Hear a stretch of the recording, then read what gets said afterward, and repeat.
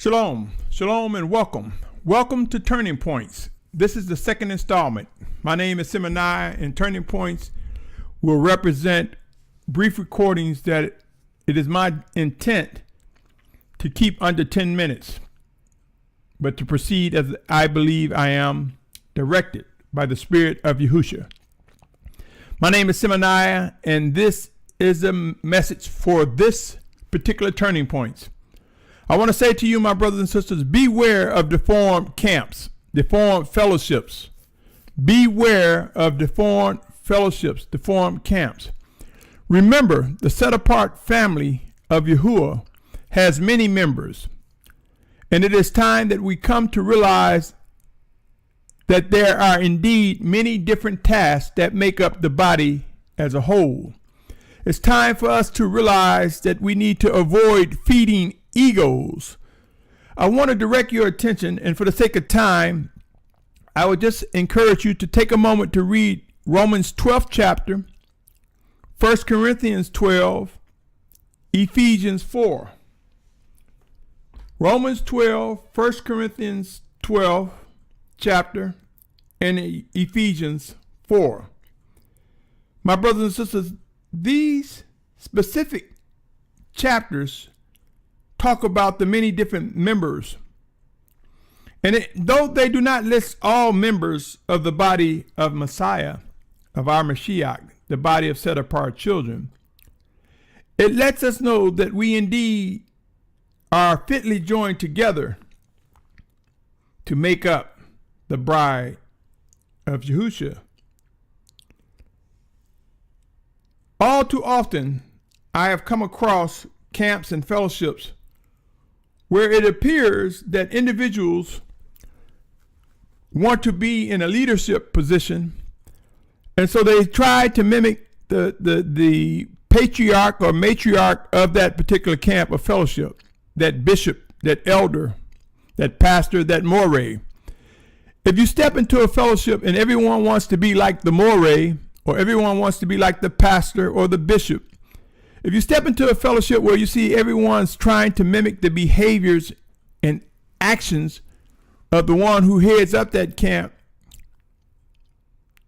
could it not be that this camp is exhibiting a degree of deformity? Sure, you can have, for example, if a person wants to be a knight, they go to knighthood school, quote unquote, and everybody's learning to be a knight. I get that. But if the Spirit of Yahuah has not brought all individuals together that are of like mind to be training for a specific office or specific discipline, and those leaders or that leader does not emphasize the need for us to identify the specific task that we are called or chosen to do, that's a deformed fellowship, my brothers and sisters. If a fellowship is not echoing and confirming the identities of individuals in their specific positions on how it nourishes the body, the whole camp, that indeed may be a deformed camp or fellowship. Is that what you really want to be in? The school of those lined up to feed the ego of one individual or two individuals? Or should we be in a camp where there is teachings, where we are learning, where they're preparing us to strengthen us in whatever call, whatever task that we have been identified to perform by the Most High? You see, unity is beautiful when we see the many diverse functions that work within the bride. Let me read this and I will conclude. Psalms 133:1 says, "See how good and how pleasant it is for brothers to dwell together in unity." Verse 2, "Like the precious oil on the head running down on the beard of Aharon running down on the collar of his robes. Like the dew of Hermon that comes down on the mountains of Sion. For there Yahuah commanded the blessing, life forever." How beautiful, how good, how pleasant it is for brothers to dwell together in unity. And I submit to that unity is unity, whereas each specific task fitly joined together makes for a beautiful body, a beautiful display of set apart individuals working together, fitly joined together.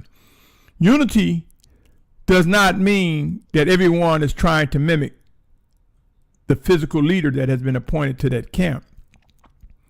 If you're in a camp and all the leaders are all trying to mimic and be like the leader that is leading that camp, you may want to consider that that camp is deformed for the moment. That fellowship is deformed. Pray on these matters, my brothers. Be encouraged. We are going through a state of refinement and discipline, and we will learn that there are times we're going to have to come away from deformities. There are times where we will have to yield to the Spirit of Yahusha, using us to help correct the deformity. Or there are times when we must purge deformities out of our midst. There's a word called patronizing, my brothers and sisters. That's different from exhorting one another. Patronizing is when you're just saying something to make one another feel good. It's like a quid pro quo action. If that is what we're witnessing, something indeed is wrong. Well, for everything that we come across, there's a turning point. We have to make a decision of how we will manage the things that come before us. And that's a turning point. If we identify that a camp is deformed or not, it brings us to a turning point to turn away, a turning point to step closer into, depending on the nature of what we are witnessing, my brothers and sisters. So I just want to say, my brothers and sisters, let us not feed egos. Let us not be patronizing. Let us not just be in a quid pro quo saying, you're good. Oh, no, you're good, my brother. You're good, my sister. If we're not, let us not say that everything is okay. Enough said. Beware of deformed fellowships. Until next time, my brothers and sisters, continue to be encouraged. Continue to know that in these last days, Yasharal will be refined. Awakening nation will rise up in unity. Unity, yes, though many people cannot identify how that would be, unity comes for Yasharal. My name is Symmanayah, and I bid you shalom. Shalom, shalom.